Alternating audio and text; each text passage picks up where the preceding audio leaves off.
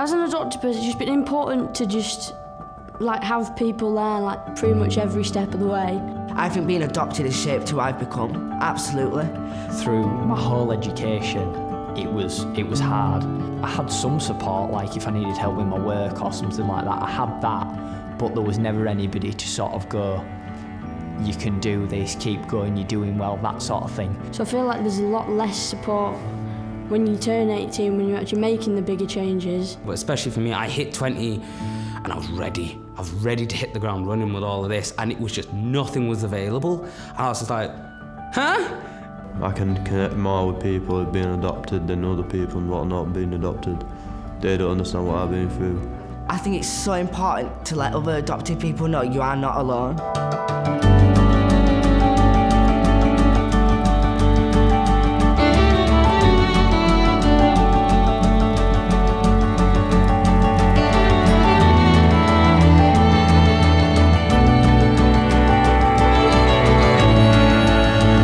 About their identity, they're coming into that space where, and we live in a selfie world at the moment where we're obsessed with what we look like and who we are. For adopted people, that's always got an additional layer onto it because they're thinking about, well, I don't know the whole of my story and where I've come from, or I've never met my birth family and I don't know what they look like, and so that plays into them trying to become who they are. They've got a lot of questions around it. Trying to understand your identity as a teenager is difficult enough without having a history where you've had adverse childhood experiences, where you're trying to understand your life now in your adoptive family and understand your life before that with your birth family. How does that fit in? Do you think that the general public would benefit from knowing more about what it's like to be an adopted person? Because loads of people like just think that like we all got adopted because like somebody had a child and they like didn't want their child. Mm-hmm. I've always felt a bit like a freak, just for the fact that I don't know any other adopted people and I've not met them until like today. The unfortunate thing is with teachers and other people, the second you drop the adoption bomb on them, they look at you completely differently. And it's why, for a lot of my life, I never told anyone. Through my whole education, it was hard because it was finding a school that understood me, and we never fully found it. When I went to high school, like it was just really bad in general because I was like being bullied and I like struggled a lot through school with like mental health and stuff. Because you get people from a lot of different backgrounds, a lot of people that haven't even heard the word adoption before, and just basically see you as someone that's just been thrown away. The name of the project that I work on is called Adopteens, aimed at connecting young adopted people from the ages of 11 to 17. Oh yeah, so I started going to the group sessions like younger, I can't remember what age I was, but it was nice to just like go to a group with other adopted people. You know everybody's adopted and nobody's gonna like judge you. Just try and find more adopted people like you, talk to them. That'll help you more than other people not being adopted, because they won't understand what you're going through. You just explain to them and you're just like, yeah. I've noticed when we bring groups of adopted people together that it's just effortless in many ways, just effortless, and that's how it's felt today. I think that's the difference between just the general public and being sat in a room like this, is you don't have that whole introductory stage where you've got to try and figure each other out. We all know why we're on with each other, do you know what I mean? We don't have to ask the question. Now we can just get on to just being us. It doesn't even need to be talked about, it's just there. But it's like a unique bond we all share, like no one else, we don't share with anyone else. Yeah, there's something kind of, not magical, but almost, that happens when they come together.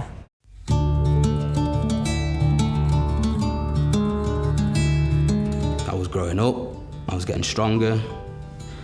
I was starting to get these emotions I didn't understand coming a lot heavier. But I think the biggest problem was, I didn't know where to get the help, and B, the help I was offered, I just always got babied. And I always looked at like I was a commodity to be fixed rather than just a human being, do you know what I mean? Just a human being that's got a bit of a sad start. Going to college was a bit strange because the whole support scheme wasn't there anymore. It was just thrown in at the deep end, basically. For the majority of my life, I would say I've been running away from the fact I was adopted and kind of pushing it aside and trying to make it not the focus. And I guess that kind of comes from because I just didn't want to be different. I just wanted to fit in, do you know what I mean?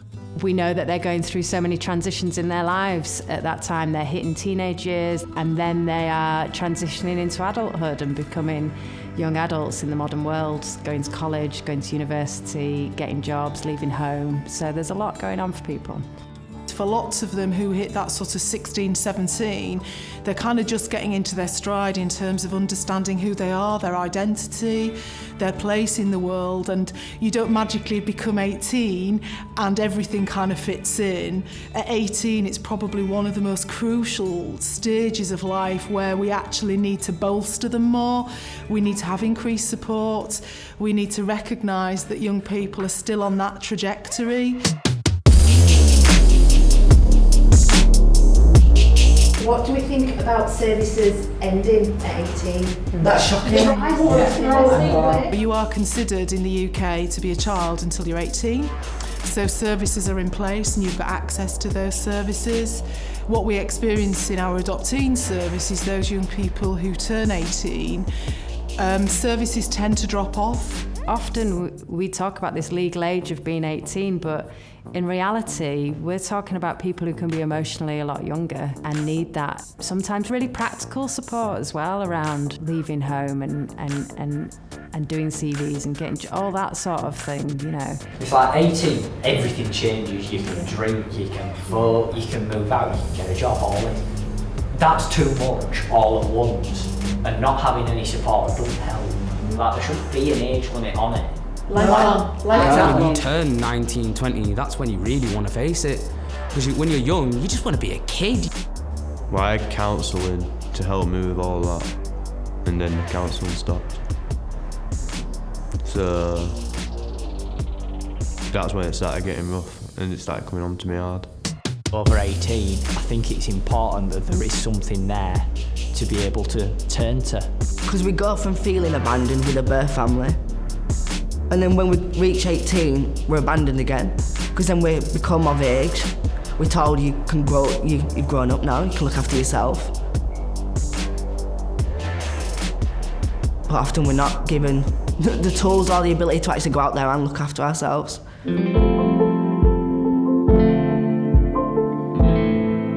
When I was like 16, I knew it was only like 2 years until I could find her. And then, because when I was younger, I always wanted to find her. And then it went to, I didn't want to. Because like, what if I turned up and she just says, like, well, I got rid of you for a reason. Like, what if she didn't want to be found? Meeting my birth family, coming up to 18, it was something I felt quite strongly about that I did want to do. But my therapist said to me that because I'm in college and I'm going through like my GCSEs and things like that, that I probably shouldn't do it at that point. I've got 3 half-brothers and 1 half-sister that I know of. There could be more, but I don't know. I've not met them. I want to. It's just finding the right time and doing it with the right person. I knew what had happened. I always knew that I was hurt and that's why I was taken away, but no, there was nothing more complicated than me just wanting to put a face to a name. You read that file for the first time, it's pure anger. You read it for a second time, still pure anger. You read it for the 5th time, still pure anger. That, I think, was the hardest thing for me. For about a year after those documents, I wanted to murder everything around me. Everything. I locked myself in my attic for about a year, and that was when I was at the height of my illness because I was so stressed about it all. Those young people all come from really different backgrounds and have all got a different viewpoint on their access to records. As I said, some that want to know their birth history, some who are not quite ready, some who feel they're being disloyal to their adoptive parents. It's a really, really difficult time for young people, and we need to make sure that the support to them at that time is appropriate. So then, like, we always talked about it, but my adopted mum didn't really know the answers anyway. Like, she never met my birth mum. when they're thinking about contacting birth family, or if they've got ongoing letterbox, there's always this feeling about, am I going to hurt my adoptive family when I do this? If I ask questions, will it cause them pain? And I often find that adopted people are always thinking about everybody else. How will my birth family react? How will my siblings? How will my mum, dad, grandma? And they leave themselves last.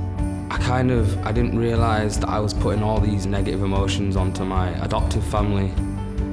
And I think for a lot of adoptive kids, getting those files gives you a place to put those emotions instead of on these new loved ones that you've got around you.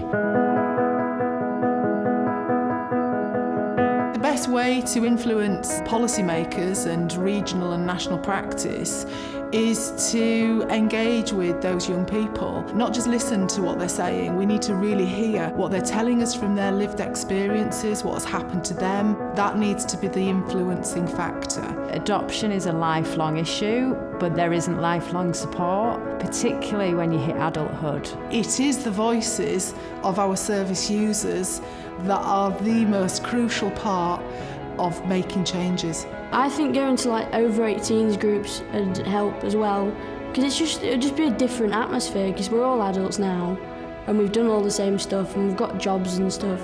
If I hadn't have gone into ATID or had the therapy that I'd have, my mental health would have gone down, and I probably wouldn't be here now because of it.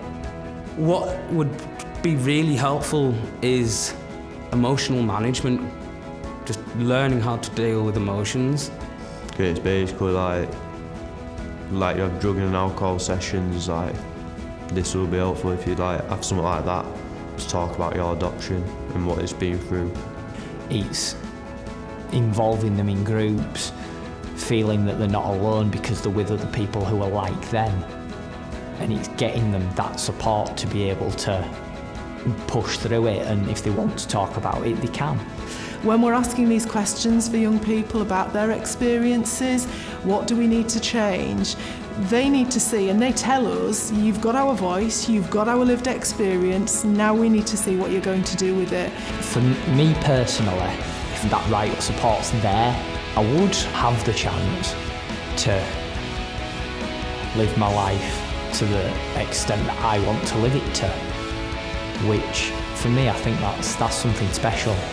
I think the real difficult time is that high school transition into being an adult, learning who you are, because everyone's got an identity, but you don't. You've got to find it, you've got to build it and claim it for yourself. It's not given to you like most people, you've got to take it.